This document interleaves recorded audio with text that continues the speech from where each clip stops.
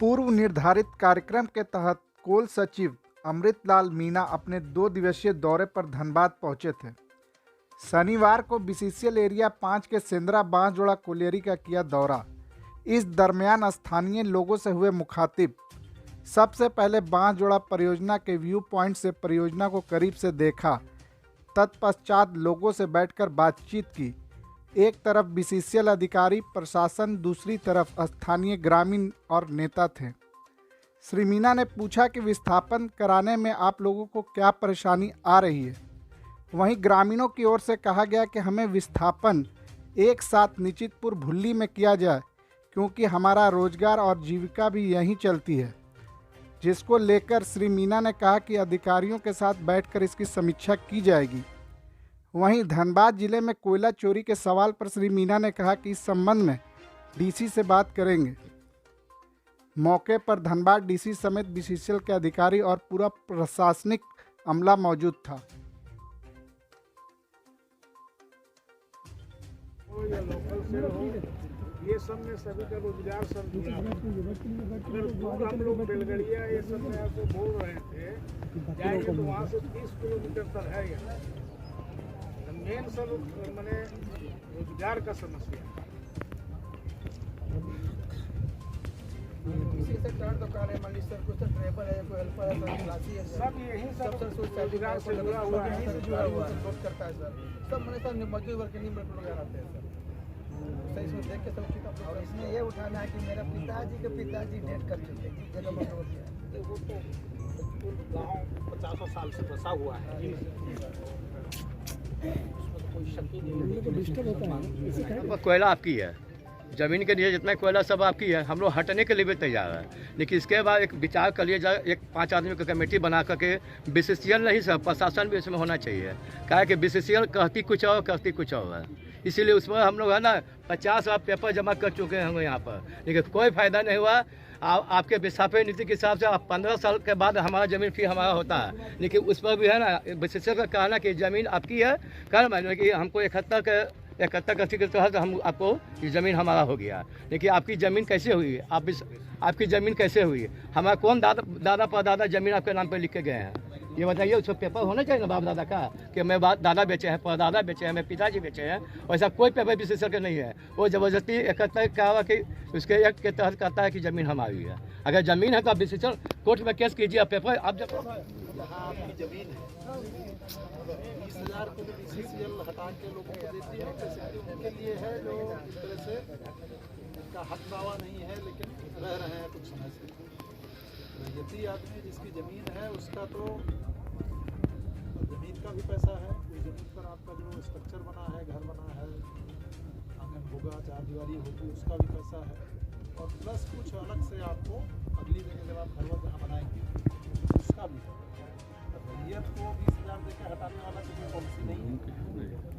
बाद में कर लेंगे, सारे जैसे आप लोग बता रहे हैं सिस्टम है। बीसीसीएल की ज़मीन पर भी लंबे समय से रह रहे हैं, जो एनडीए वाली साइट में आ गए हैं, उनका आप देखिए तो जमीन के हिसाब से कोई दावा नहीं है, लेकिन उनके बारे में भी निर्णय हुआ कि इनको एक जगह घर बना के शिफ्ट करें। ऐसा बात नहीं सर, सुप्रीम कोर्ट का आदेश है सर। सुन लीजिए ना, की बात बता रहे हैं, इसका जमीन का कागज कि हम यहाँ के रैयत हैं, उसको तो बीसीसीएल ने, जिला प्रशासन ने, जब तक आपके ज़मीन का पैसा नहीं दे सकती, जब तक आपके ज़मीन पर जो स्ट्रक्चर बना है उसका पैसा नहीं दे सकती, कानूनी रूप से बिल्कुल ना हटाना है ना वैसा कोई प्रयास है, तो वो दुविधा मन में नहीं रखी। तो इसलिए हटाना पड़ रहा है कि जहाँ आप रह रहे हैं वहाँ आग की वजह से, धंसान की वजह से खतरा है। दूसरा है कि किसी ने 4 साल पहले, किसी ने 8 साल पहले घर बना के सिर्फ रह लिया है। बीसीसीएल देखिए आपको भी स्पष्ट हो कि नीति नियम क्या है। बीसीसीएल हर एक आदमी को जिसका ज़मीन पर कोई दावा नहीं है उसको घर बना के दूसरी जगह नहीं दे सकते।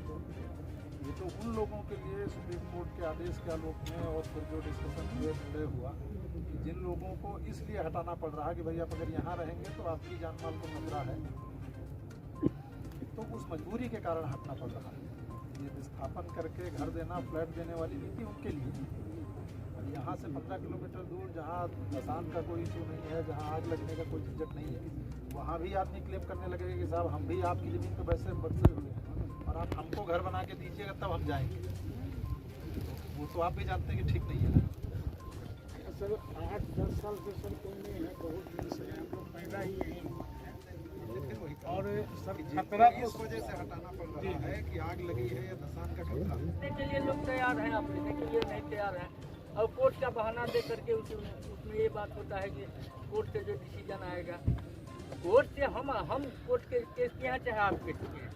अगर वर्षों से लोग कई पुश्ते पार हो गई और केंद्र सरकार की योजना भी है कि जहाँ झुग्गी वही मकान। ठीक है, यहाँ आग है, सब कुछ है, पुश्तों से रह रहे, तो उनको उचित मुआवजा के लिए विस्थापन के लिए सरकार क्या कर रही है? देखिए, यहाँ का हम लोगों ने निरीक्षण किया जी। इस जगह पर सब्सिडेंस भी है, फायर भी है। तो उसी क्रम में ग्रामीण भाई लोगों से बात कर रहे थे हम लोग कि जो वर्तमान की पॉलिसी है उसके आलोक में विस्थापित होने में क्या कठिनाई है। तो उन्होंने अपनी कठिनाई बताई कि जो जहाँ पर मकान बने हुए हैं वो दूरी पर है, वहाँ रोज़गार के अवसर कम है, फलस्वरूप लोगों को जाने में दिक्कत है, क्योंकि अधिकांश लोगों की जो लाइवलीहुड है वो कोल प्रोडक्शन, कोल ट्रांसपोर्टेशन गतिविधियों से शामिल, सब लोग इसी में शामिल हैं। तो उस परिप्रेक्ष्य में इनकी बात सबकी सुनी है और सुन करके इसको प्रैक्टिकली किस प्रकार सॉल्व किया जाए इस पर अभी चर्चा करके विचार करेंगे। ग्रामीणों का आरोप है सर कि बार बार बेलगड़िया जाने का हम लोग को नोटिस दिया जाता है और बेलगड़िया के जो फ्लैट बने हुई हैं जो रहने के लायक नहीं और रोजगार भी वहाँ नहीं है। उसके आलोक में कि और जगह देखा जा रहा है सरकार इस पर क्या करे, रोजगार भी हो और आवास भी मिले। बेलगड़िया में जो फ्लैट बन गए हैं या बन रहे हैं वहाँ लोग सुगमतापूर्वक ट्रांसफ़र हो जाते, अपना आवास कर लेते, तो कठिनाई नहीं रहती। तो उसी को समझने के लिए हम लोग स्थल अध्ययन कर रहे हैं, लोगों की बात सुन रहे हैं, समझ रहे हैं कि क्या सॉल्यूशन निकाला जाए, ताकि लोगों को सबसे प्रमुख है रोज़गार, क्योंकि लाइवलीहुड अधिकांश परिवारों की कोल रिलेटेड एक्टिविटी पर निर्भर करती है। इसी कारण लोग जाना नहीं चाह रहे। तो वही चीज़ समझ करके इसका कोई सॉल्यूशन निकालते हैं, विचार करेंगे। सारा कुछ तो सर कोयले के लिए ही हो रहा है, लेकिन कोयला चोरी इतनी ज़्यादा बढ़ गई है, इस पर क्या कहेंगे? देखो, डीसी साहब यहाँ पर है, वो इसके बारे में आपको विस्तार से बता पाएंगे, लेकिन जैसा हमको जानकारी मिली है कि जिला प्रशासन पूरा मुस्तैद है उसके लिए, और जहाँ भी कोयला चोरी के दृष्टांत है उस पर कानूनी कार्रवाई हो रही है और वो सतत जारी रहेगी। अवैध माइनिंग में कई लोगों की जानें जा चुकी हैं, उसके लिए क्या कोल मंत्रालय की तरफ से कुछ बनेगा या अवैध माइनिंग को बंद किया जाएगा? नहीं, अवैध माइनिंग तो बिल्कुल अलाउड है ही नहीं, वो तो इलीगल एक्टिविटी है जो भी कर रहा है। और CISF की निगरानी में यहाँ कोयला चोरी हो रही है पूरे धनबाद जिले में। दृष्टांत हम लोग की जानकारी